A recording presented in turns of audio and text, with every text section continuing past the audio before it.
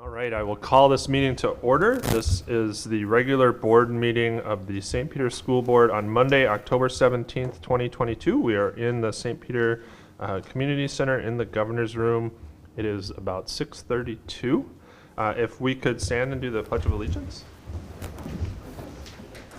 Pledge allegiance to the flag of the United States of America and to the republic for which it stands, one nation, under God, indivisible, with liberty and justice for all.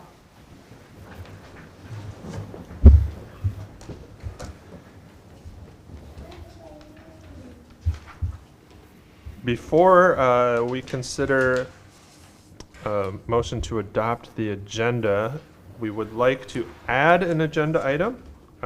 If possible, I would like to add this under action item number 1, and this would be a Form A grant application resolution from the Minnesota State High School League. This is something I think we do every year, but we do need to formally consider it as a resolution. I'll make a motion to adopt the agenda with that addition. Second. Excellent. We have a motion and a second. Any further consideration? All those in favor say aye. Aye. Aye. Opposed, same sign. Motion carries. If anyone would like to speak to an item on the agenda, please fill out a card and give that to Sarah.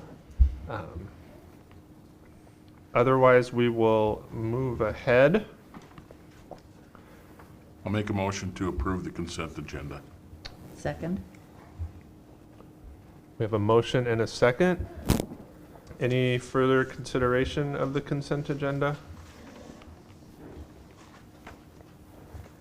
Hearing none, all those in favor say aye. Aye. Opposed, same sign. Motion carries.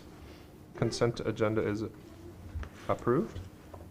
We'll move on to the student spotlight, North Elementary.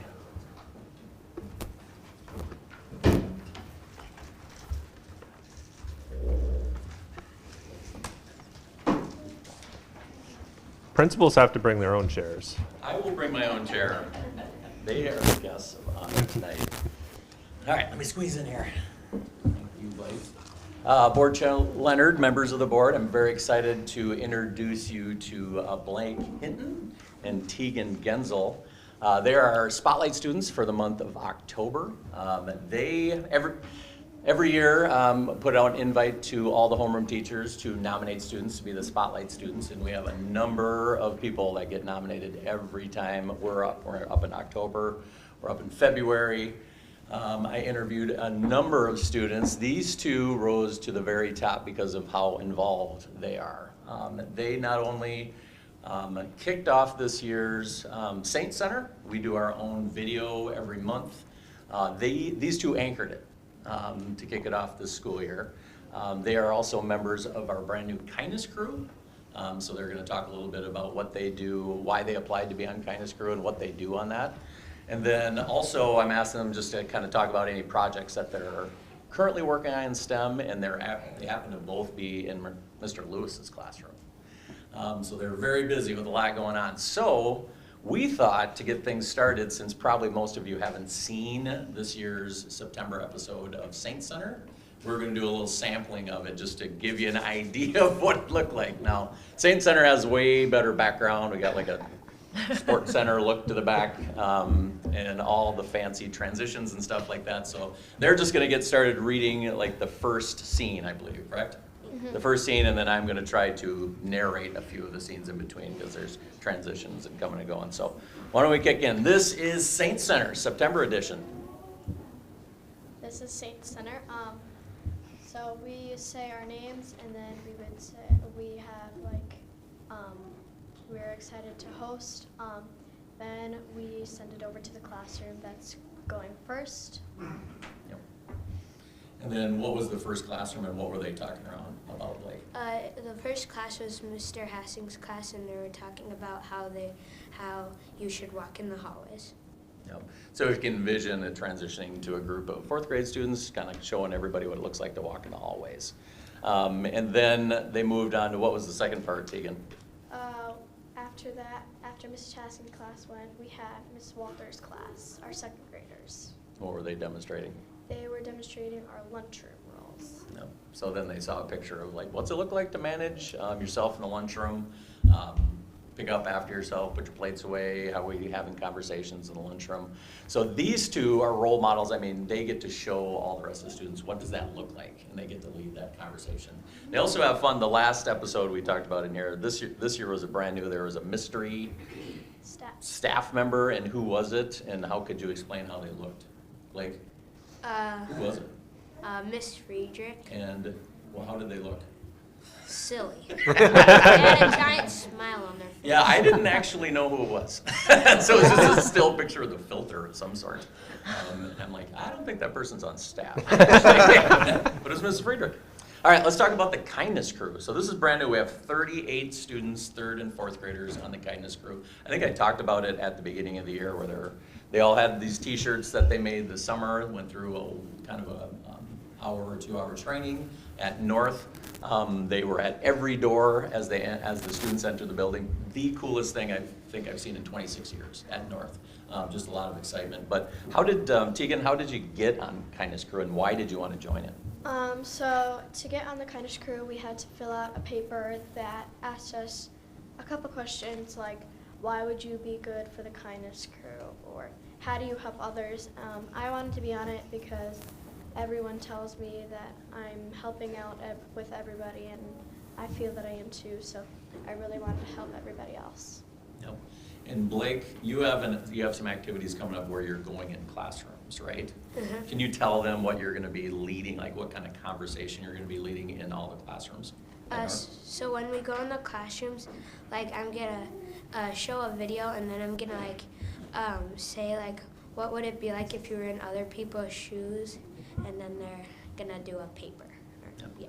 Yep. So the most important thing is here, like we have students leading the charge. They're setting the tone of the building, and that makes a huge difference because students seeing their peers do the expectations and leading the way is very powerful. How about activities, Tegan? Like, is projects you're working on, STEM, Mr. Lewis's classroom? So in our classroom right now, we actually just finished a map project. So we got to pick a trip. So it was a trip. We got to pick where we were going, the car we were driving. We had to figure out like the mileage, and the gas cost, and how far we were going, and marking all that stuff. Very good. How about you, Blake? Any projects you want to share in STEM or Mr. Lewis's class? In STEM, we're making like these like robots made out of like wooden balls and like popsicle sticks, and then like when they kind of go down like a little ramp, they like it would look like they're walking. All right, very good. Now probably the most challenging question. Introduce all of your family members here. And we have to use their real names. Like, we can't go with mom and dad. So Tegan, you want to start? So my mom back there, Anna, my dad, Troy. I have 4 other siblings, Gannon, Trace, Royce, and then my little sister, Signey. Very good. Very good. How about you, Blake? My mom's name is Erin, my dad's name is Terry, and my brother's name is Brody. And they're here? What? They're here, right? Yeah. Okay. He didn't even look at first like, well, my parents left, I guess. I'll just take this. But anyway, our spotlight students, and again, like fabulous leaders, role models of the building, great conversations, and leading the way. They're leading the charge. They're on our video screens. They're showing kids how to do it. So I appreciate your leadership, both of you. Congratulations. Any questions from the board members? I have one. Does the kindness crew transfer even out of school to the siblings? Maybe I should ask mom and dad. Oh, You interesting. carried the kindness on to home training. You do. Oh, of course you You had to think about that one for a while, Tegan? I'm sure you did. Well, Tegan seems to be the oldest, and he's the youngest, probably. Maybe a little different. Yep, different roles at home. Yep, exactly. Are there any clubs or groups that you guys wish that North question. Elementary had, or that you would think about? Because it sounds like you guys have, I mean, my kid's only in 8th grade, but it sounds like it's a whole new school already. There's so many new things, so. You guys have any other ideas of things? I wouldn't say I have an idea.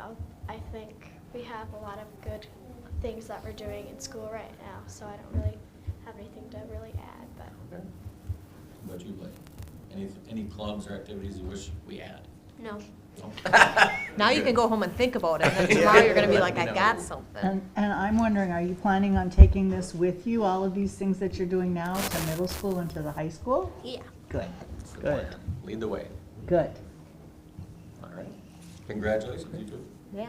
Yeah, Blake and you. Tegan, thank you so Thanks, much. guys. We really appreciate you coming in, and congratulations. And this is the highlight of our board meeting. So. It all goes downhill.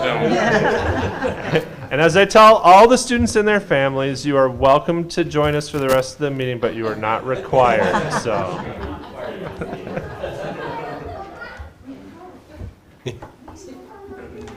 All right, we will move on to our action items.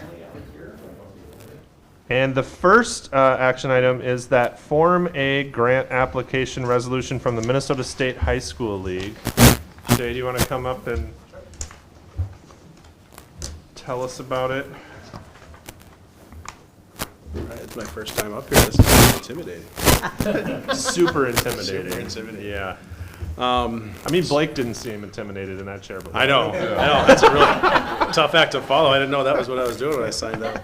The crowd laughed, you're good. Yeah, I did, okay. So yeah, it's in front of you is the Minnesota State High School League Foundation. What I believe it is based on, and this is still just kind of learning, because last year they only did part of it, is that it's based off of how well the high school league does the year before. So last year, they only did Form A, which is based off of our free and reduced numbers, and they just help to pay back the schools based off of those for, we put ours into like our registration, because through our registration, if a student asks for a scholarship, it's granted, and so we just take the money that we would get from this grant and put it into that registration, which is basically kind of going into that general fund at the end of the day anyhow. But it just helps to subsidize that for any students that do get that scholarship, which would be where we also use Form A for this year. So you can see those numbers based off of, again, off of 2021. So we have 207 students that would qualified last year in grades 9 through 12. And then the unduplicated count is just each student, if they're in multiple activities, they still only get counted one time. So that's that 116 number. There is a second part, which is a Form B. It's a whole separate grant. Last year they did not offer it, so to be 100% honest, I'm not sure what Form B is. I know you can use it to like help with some projects or things like that that your district might be looking into, but I'm not sure what the process is or how that goes, because they didn't even put a link up for it last year. So they're saying they're going to this year. Obviously last year was a much better year for the high school league as far as income, just because they had state tournaments and things like that. So hopefully there'll be some good money coming back, but that's just all based off of our free and reduced numbers from the year before. So Thank you very Yeah. much. Is- So that would mean that next year, these numbers are probably gonna be a lot bigger, I'm guessing, if our numbers have gone up. Do you have, I suppose we really have no idea. Because these are as of October 1st, like, it'd be like 12 months ago, correct. not the recent. Not the recent. We're hoping they should be higher. yeah. Yeah. We'll look at that. Okay. Yeah, because in last year too, it was really hard with these because obviously lunch being free, not as many people, or wasn't big of a push to fill them out as it was this year. So hopefully those numbers increase as well, which then in turn hopefully mean more money from this grant as well. So Great. yeah. Is there a motion to move the resolution? I move the resolution forward. I'll second. Thank you. We have a motion and a second. Any further discussion? This is a resolution, so I'll start over here. Director Cout? Aye. Director Martins? Aye. Leonard, aye. Director Stewie? Aye. Treasurer Lokensgaard? Aye. Clerk Potts? Aye. Resolution carries. Thank you very much. Thank you. We'll move on to action item number 2, which is the second reading of revisions to the policy manual. Yes, there's quite a list of policies that are being finalized. I have not received anything, and I haven't heard anything from the other policy committee members, so these would go into place. Are they all following the same format now? They should be. Yeah. Yes. Because It seems to me that there are a few that are different, but yeah, they are all, and all have taken the numbering system from MSP. there are a couple that were existing policies that we are just changing the number on. So we could make adjustments to them to be in the same format. Mhm.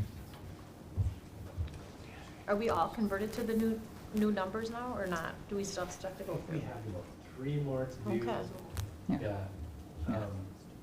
And that's because they need to be done by larger committees Mhm. according to statute.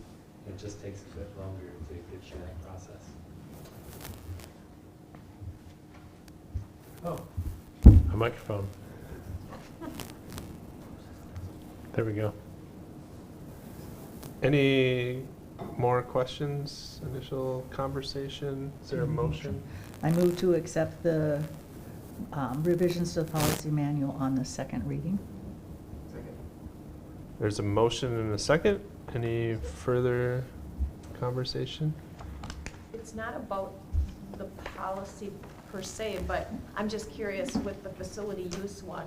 I mean, are we still looking at the use of the facility with some of our, like how those fees are charged? Is that, that one is for the first reading. First reading. And they're in the informational items. okay, I'm sorry, I'm just looking at that one here. So, okay, sorry about that. No, no worries. Too many policies.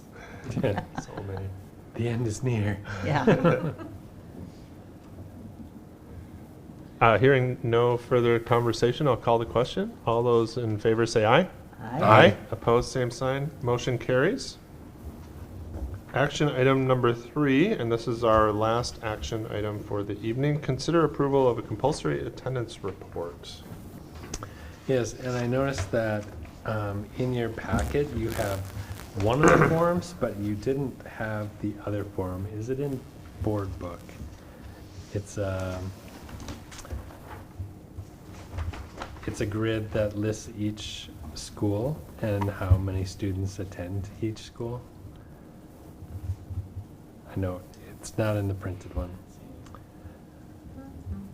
It gives a 10-year history of populations for homeschool and each of the private schools. And this year in homeschool, we have 27, no, that's last year's. We have 4 students in homeschool this year. There are 27 last year. So that's quite a difference.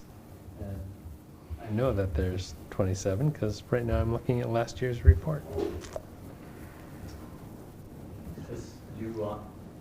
It's not in the board book. Mm-mm. It's not. Right here.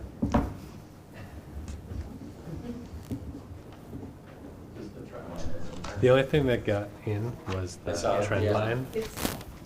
The spreadsheet, there's a spreadsheet that collects all that information on there, so I can go over the numbers this year. So, With that comparison to last year, perhaps. yeah, yep, so they're broken down by homeschool and then each of the parochial schools in our school district or outside of our school district. So homeschool, last year was 27, this year's 22. John Ireland had 65 students last year, they have 75 this year. Emmanuel Lutheran in Mankato, they had 1 last year, 2 this year. Minnesota Valley Lutheran had 9 last year, 10 this year. Loyola had 11 last year, 13 this year. St. Peter Lutheran had 63 last year, 56 this year. Trinity Lutheran in Nicollet had 2, and they again have 2.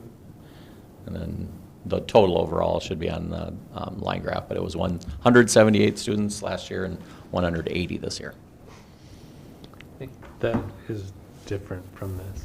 School got 176. This one says 176 this year, I 178. suppose, 178 last year. let me look here. Because this has completely mine is a working copy, so it's like completely up to date as of this last week. And so we still had some students that had moved into the school district. Yep. And so they're required to register. If they're homeschooled, they're required to register immediately. If they were previously homeschooled, then they have until October 1st to continue the application for homeschooling. So it does change throughout the year. We're just asked to report by October 1. Thank you. Yep.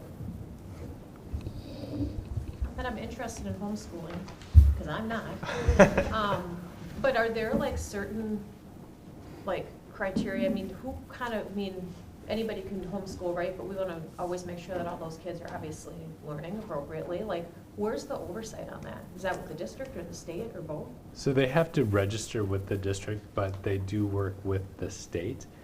They are expected to follow the same standards that our schools are following, and they are required to be part of the testing as well. So that they're kind of monitoring their progress. Did I miss anything? No, that's right. I mean, they're required to provide some kind of standardized assessment.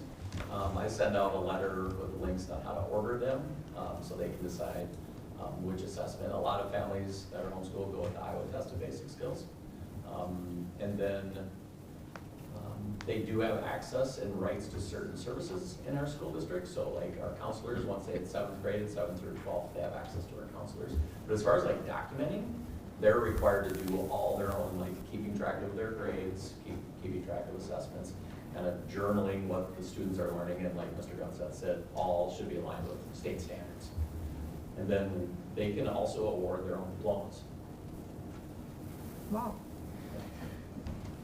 Can they request materials from the district? No. They get, there is a stipend, there's a stipend they can turn in receipts for up to, I think, almost $80, I think, depending on like certain class materials. There are But some, not access to curriculum. there's some community-based homeschool support groups that often will share materials or pool their money to buy a set and then rotate for things like science where you need certain tools. And then how about diplomas? Can they request a St. Peter diploma? I don't believe so. They can get a state diploma, or they can have their own. So if there is, we've had students before transition from homeschooling to our high school. And so homeschool families are required to bring in all their documentation, and then they'll work with our counselors to see like what aligns and what's approved for certain credits. It gets a little tricky, especially if the documentation and evidence isn't there. But they can't homeschool all the way through 12th and then ask for a St. Peter diploma. They would have to award their own diploma, a homeschool diploma. But could they transfer in second semester their senior year? I suppose. No, I believe they have to be there. They have to earn so many credits Okay. in their senior year. I guess we haven't had that situation, so I don't know. The reason I ask, because I thought at some place, and maybe that's that are doing online schooling, where they can get it from their home district, from the district that they're doing the online schooling from, or one other place, I think. My understanding is it is wherever they have more than half of their credits. So to have a St. Peter diploma, more than half of their credits senior year would need to come from St. Peter High School. If they're more than half on the online school, then the diploma comes from the online school. Okay. Excellent, thank you. Yep. The things I learned. Is this a resolution or just a? It's just a motion. All right. Anyone willing to make a motion? I'll move that we accept the report on student enrollment. We have a motion and a second. Further discussion? I just wanted to add that the reason you accept this is it's a report that is required by us to give to the state each year. Could you email it to us, like what you guys were looking at? Yeah, it should have been. That's okay. Yep. Stuff happens, I just would like to see it. And I think I might have seen it at, Yeah, you did see it at the, okay, that was Committee the meeting. same thing then, okay.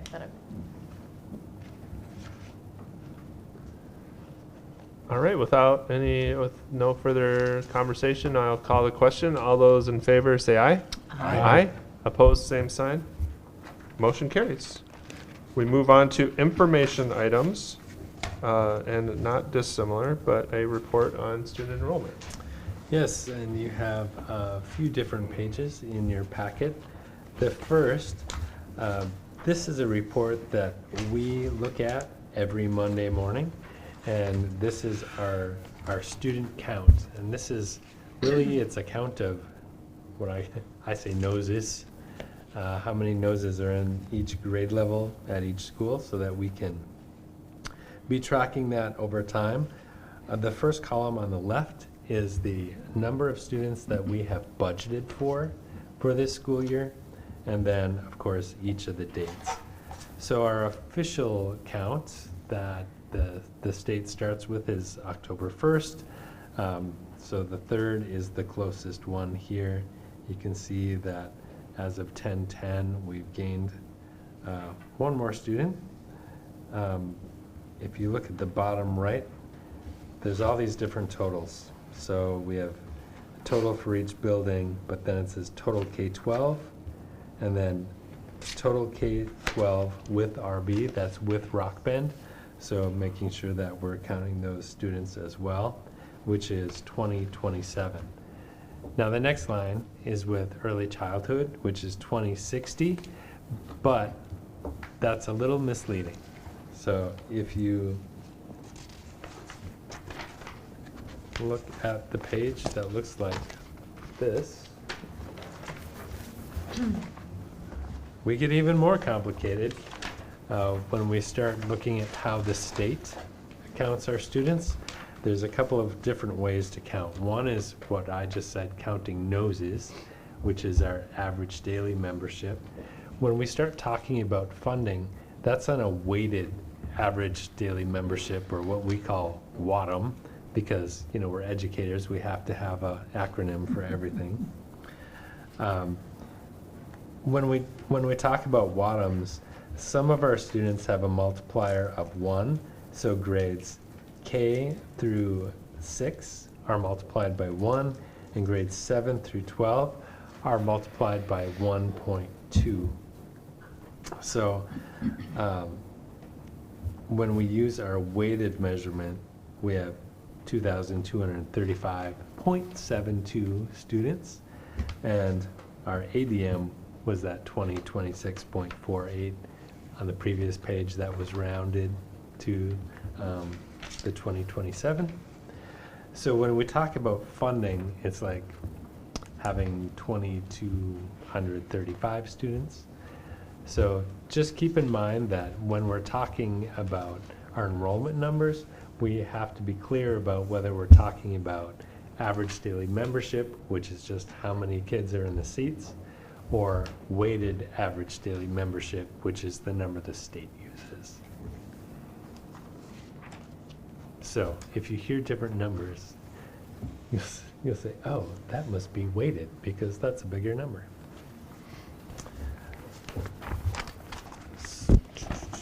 And then on the next page is some pretty exciting, well, surprising and exciting news. How's that? Exciting because this is our report for free and reduced price meal percentage. You can see in the 4th column where it says combined totals for reduced and free meals. 906 students, 43.5% across the district. So that is up considerably. You know, we do know that COVID was tough on our families, but as we've talked about so much during the beginning of this year, we wanted to make sure that families were signing up for services, both for funding reasons for the district, but also to make sure those families are getting the services. The change in percentage could also be related to changes that the state made in eligibility. Families that qualified for Minnesota Care for health care were automatically eligible for free or reduced price lunch as well. So that also increased the number.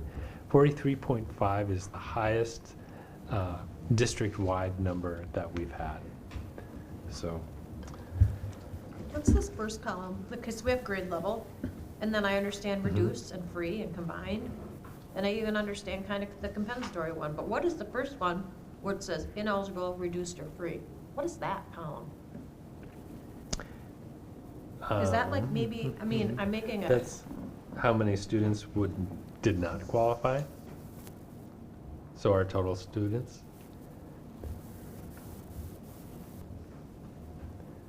I don't know if that's it either.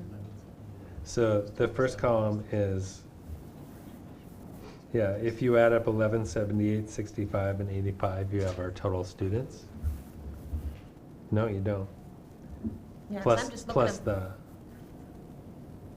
I'm just looking at the senior, you know, I mean, it's 111, 4, and 7, but are those people that actually filled out applications? But that wouldn't be right either. no. I just saw that, it was kind of confusing. Yeah, if you take the 906 that qualified and the 1178 that did not, that would be our total number of students, 2084. Okay. And there's, so students in Minnesota who qualify for reduced price lunch, the state actually picks up the difference so that all of our students have free lunch in Minnesota, but the funding comes from different places. And there's a difference on compensatory because the compensatory does recognize the reduced.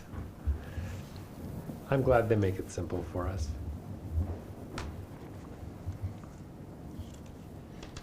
So the 1178 ineligible are the students who are paying full price.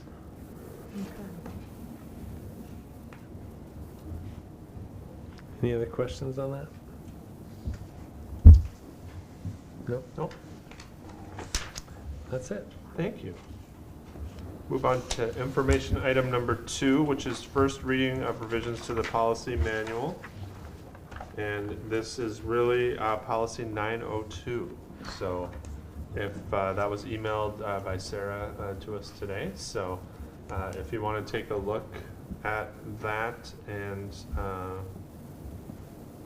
get your comments or questions to a policy committee member or to Superintendent Gronson, that would be. And to answer your Yeah. other question, Director Stewie, our plan is to update what is affectionately known as the trifold that had the fees on it to bring for next month. Okay. Because that would go through in one reading because it's more of a procedure. And this being a policy would be Okay. 2, so we just wanted them to go through at the end together. And the thought of making the pricing a procedure, then it's, you know, it's not bound to our policies. We can change it as we would other procedures. It just makes it more flexible. Yep. All right, reports. Building principals. Who is elected today? Well, she stood up first. Yeah, she stood up, Yeah. so. I was waiting for my friends. She almost tripped as she came up. Came up quick tonight.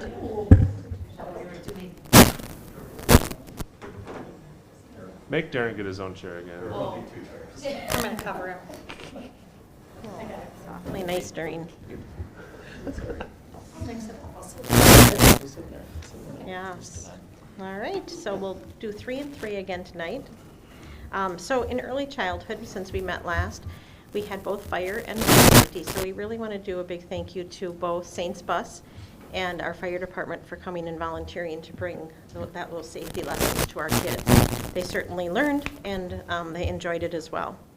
We have 2 new programs starting this year. Well, it's 1 program, but 2 features, our literacy and learning. And we have our social worker, Mandy Kennedy, going from classroom to classroom, doing stories and talking to kids about their emotions and just social, emotional well-being. And so she's taken on that this year, and that's been wonderful. We also have Miss Nancy, and she's featuring I See Myself in Books. And so she's doing story times that's very diverse, and sings some songs with the kids, and so we're really enjoying that, and it's just been a great ad this year. Our first early childhood screening was held last week. We actually had 38 appointments, which was great. We had been lower during our time when we were involved with COVID. We had, from those 38 appointments, about 30% of those are referrals. So everything from speech to potential developmental delay. So our next step in that is to contact parents, see if there are concerns, and then potentially move through the referral process for assessments. Our next screening is in February, and so if folks are out there and they have a child who's 3 or up to kindergarten age and have not been screened yet, we'd like them to give our office a call, and we'll get them scheduled. Great. Like early childhood, we too have had the visits from the fire department, and we've done bus safety as well. So we'd like to thank both of the companies for coming in to support us. One of the highlights really is they bring the fire trucks and the importance of the fire safety at home and what that looks like. And they wear all of the gear so that students, in the event that they would ever be in a fire, they're not afraid of what the fireman looks like, because it really can be a scary, scary look if you do, and the sounds and what their voices sound like. So it's always a highlight to have them. We would have liked it a titch warmer, but they bundled up. They took the gorgeous weather. We let them pick first this year. We've also had the opportunity, and today was one of those days, so when we talk about dressing for the weather, it was the first opportunity for us to go out and do the grass and roots. With that organization, Trish Hiscock Austin received a grant, and I believe it is from the DNR, and she will be coming every month and facilitating activities. She's actually worked with the kindergarten team, and they do outdoor learning activities. So we're really excited for that to take off, and she's doing some activities with Saints Overtime on the early release day. So that should also work out well for families. Our parent council is up and running. We've had our second meeting. Our last one was last week, and we had the opportunity to have Ion come and speak, and parents just had a lot of questions about how do we talk to kids about race, and the fact that our school community is very diverse, yet our community at large is not as diverse. So how do we instill things in our students so that we can send them into a world that's going to be a little more diverse than what the community that they might be living in. We also want to remind people, because this is our first time of having some parents who have had an MEA vacation where they've been parents. So that's coming up this Thursday and Friday. And we also will be finishing our first quarter, if you can believe it, next Friday. So hard to believe. And our report card day will be the following Monday, which happens to be Halloween. So students will not have school on that day. One other thing I wanted to mention was that on Wednesday we'll have our first early release for the school year, and our paras will be working with Julie Carlblum and Ion, and again starting some of the cultural competency work for that group. And our teachers, K-12, will be participating in their K-12 PLCs and working on QCOM goals, so goals for the year. Greetings from North Elementary School, everybody. I just realized in looking at my notes that I gave all my material to my Spotlight students. So mine is going to be short. We're excited that we're excited to have our makerspace kicking off here and opening up again. It's been quite a while since we've had the room that originally was in the 1990 edition at North, and it was the first computer lab at North. in 1990 when that opened. Obviously, we don't have labs anymore and everybody has their own device, but that has been since turned over and mutated into like a student-led makerspace. That's going to open up. Rachel Schweigert is our STEM teacher, and she's been working very, very diligently in there to get that up and running again since we had to shut it down for COVID. And that's meant for classroom teachers to check out that space and just let the kids go and actually just create and design and engineer, reverse engineer, take apart with the kids. Like they're supposed to be part of that. So our October staff meeting is actually going to be in there, and the teachers are going to have to dig in and get messy in order to get started, and then they'll sign that out at various times during the school year. Fourth grade's going on a first of its kind field trip tomorrow. They're going to Target Field. All the students are going. In fourth grade, they do the water cycle. In fourth grade, they learn about the water cycle, and it's phenomenon. So at Target Field, they have quite the process of recycling, reusing rainwater and various types of elements of water in the stadium, and they're going to learn about that tomorrow, as well as other things that Target Field does when they break bats and plant trees in their place to recycle and renew renewable resources that field uses. So I'm excited to hear what that sounds like with their learning when they come back. And then I know everybody's waiting for this, but our first passion project of the year is going to be on the 28th, and that's the day where all the adults in the building write down like hobbies, interests, talents. Kids sign up for them. I will be running chess club, so for those of you that want to take me on in chess, I'll be ready in the makerspace at North. So. Do you need a timer? Oh yeah, we don't get that fancy in the first round there. That one. Just kidding. All the time in the world right there. That's it. Great, thank you. Round 2.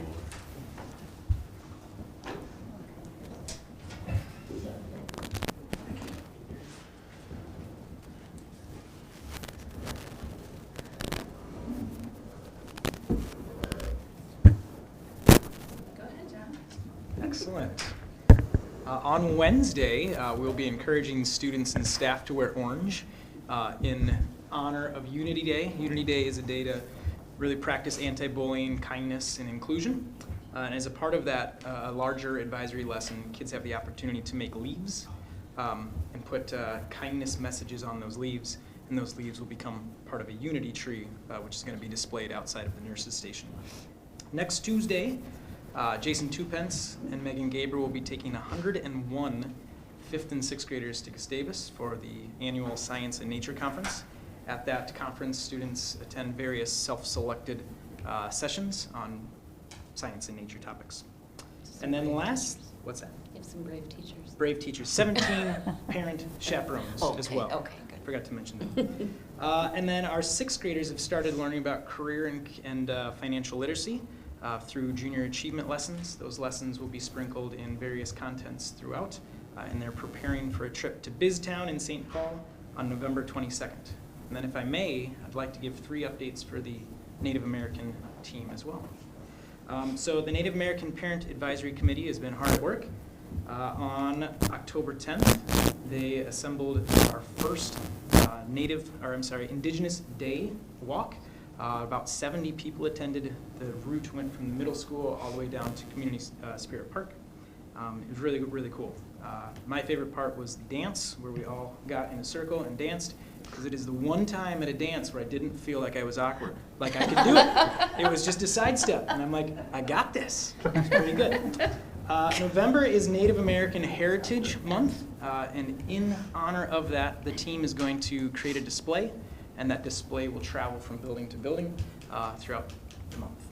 And then lastly, just an update, the committee has submitted their annual American Indian Aid application to the state.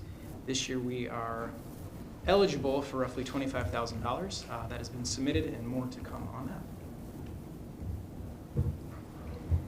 I should have had Shay just give the high school report, because end of the season play is really hot right now. So I'll just go through the list of what's going on this week in no particular order.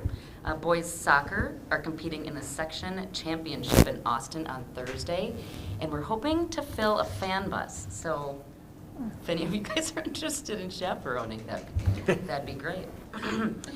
Girls tennis is sending 3 onto state. Cross country has their Big South Conference meet in Fairmont this week. Volleyball will be competing in the Big South Conference Championship Tuesday night in Marshall. And I'd also like to give a shout out to our cheer team. I don't know if you've attended a home football game yet this year, but Jenny Curtis and Angie Fogel and Tasha Timmerman, I wouldn't say that they were like strong-armed into it. We're very excited to introduce cheerleading back to St. Peter High School. And the girls are amazing. They're professional. They're working out in the gym every morning at 6 in the morning for an hour, and they're rocking it. I don't believe we've had cheerleading since the mid to late 90s, probably. So it's been a very long time, and a lot of girls are involved in it who maybe weren't involved in other things too. So that's been really fun to watch. I also, just a couple really cool things that seen in the classrooms this week. Gina Lilienthal wrote a grant for and received moon dust, like actual moon dust, for a project called Plant the Moon. And we videotaped the kids talking about trying to get seeds to grow in moon dust and what other materials will work to actually grow seeds in moon dust. So that was kind of fun. And in other more exciting news, the chili cook-off is next week in culinary arts. Sign me up. It's an exciting week. If you need a guest, No. volunteer. I haven't gotten my invite yet. Uh-oh. My criticism was too harsh. All right, well, we have lots of things happening in alternative programs. Night School is wrapping up their first session of credit recovery next Tuesday after MEA. And then we are sending letters for session 2, and we just offered 2 classes session 1. Session 2 will be back to the full gamut of English, math, history, geography, chemistry, physics, all of those things. So we anticipate pretty high enrollment for that second session. At Hoffman Learning Center, they are reopening 2 of their resident units again. So we are anticipating probably 8 new students in the next 3 or 4 weeks. So enrollment will be growing at Hoffman again. And then at Rock Bend, we're starting to get a few phone calls from students that are in traditional programming, some in St. Peter, some in other districts that are looking for alternative learning sites. And so we're hoping that right now we just have a few seats open at Rock Bend, which is unusual, but we're thinking those will probably be filling up for second quarter. Rock Bend's been really busy doing college and career readiness this month.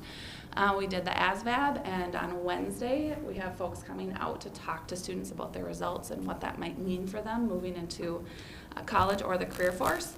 And then we also had some admissions representatives come out last week from South Central College, and both of the reps that they sent graduated from alternative schools. So that was a really cool and powerful experience for our students to hear from someone that had really just been in their shoes, and I think that was a big confidence builder for our students. And so that's really what's happening in alternative programs right now. More to come next month. Thank you. Thank you. Superintendent Gronseth. Yes, I do want to remind families, although they probably don't need a reminder, that this is a 3-day week, and Wednesday is also an early release day. So we'll be ending 2 hours early on Wednesday to allow our staff to have some staff development time, and then no school on Thursday and Friday. So technically today's like Wednesday and a half. I too was going to say how exciting it has been to go to our athletic events. We've been having a great season in so many of our sports, especially our girls teams are really making a showing, and hopefully the volleyball team can clinch the final sport for conference champions, and we'll be cheering them on. I too have had a lot of fun watching the cheerleader program just grow and grow. And when I talk to the coaches, they're very excited. They're like, "We got a new trick tonight. You'll see it at this point in the game." I'm, okay. So it is. It's great to see them back, and I think it has really added a lot to the games and has really given a positive feeling to our fan section. And even when the cheerleaders aren't there, the fan section is taking over, leading those same cheers. So it's nice to see their influence. On a more somber note, we did have some sad news that we shared last evening, that Darren Johnson, second grade teacher at North, had passed away. My thanks to a team of professionals that came together and worked long into the night last night planning a response for today. We had social workers and counselors in place. We had support for staff. We had brought in some extra substitute teachers to help with those tough moments during the day. And I will say that it was a tough day at North, but what came through are those relationships that our colleagues have with each other and with their students, and together they got through it. And we have continued plans for the rest of the week to have our social workers on hand for any students and staff in any of our buildings, really, to support those who just feel that they need some support or someone to talk to. We have sent some resources home to our North parents and have met with all of Mr. Johnson's class, or at least spoken with them. I think there's one more family we're trying to connect with, but it was good to see everyone coming together and working through this, and we'll continue to support everyone as long as they need it, and start working on some more longer term plans at North. But definitely a tough day. And gosh, I should have added one more thing just to bring it back up, but it's been that kind of a day. Thank you, Superintendent Gronseth. We'll leave that to Clerk Potts. I have one thing. Our local Dollars for Scholars has an event coming up at the end of the month on October 29th, a comedy event at the fairgrounds, and they provide scholarships for our seniors that are moving on to bigger and better things. So I just wanted to say that look that up and contact someone who is on the board. So Dollars for Scholars, St. Peter Comedy, and, Yep. okay. Dollars. I believe they're professional comedians. Mr. Callahan is doing the comedy, not the Dollars for Scholars board. Or myself. Although funny in their own right. Probably, yes. I do not have anything. I just want to extend my condolences to Darren Johnson's kids and his family, and just say that he positively impacted my family, and I know countless other St. Peter kids, and just appreciated his tenure with the district, and will take those fond memories with me. I just want to briefly say that I was really impressed on the Indigenous Day walk with how many of you all were there, and I know that the committee was. It was just a really nice show of support, so thank you. Thanks. Well, I would like to thank Superintendent Gronseth for the tour of the district. It was an enjoyable time. It's been a number of years since I've been in a lot of those buildings. It's amazing the changes that have been made, so I appreciated that. And although we didn't have a huge crowd, I appreciated the time last Friday morning at River Rock. Very good. Thank you. Upcoming meetings of the school board, we have a study session with Longview Education, Monday, October 24th, 6:30 PM in the Middle School Media Center. Policy Committee meeting on Wednesday, October 26th at 4 PM in the district office. The Education Committee will also meet in the district office on Tuesday, November 8th at 1 PM. And the Business Committee will meet Wednesday, November 9th at 4 PM in the district office. With that, I would entertain a motion to adjourn. I'll make a motion to adjourn. Thank you. Second. We have a motion and a second. All those in favor say aye. Aye. Aye. Opposed, same sign. Motion carries. We are adjourned.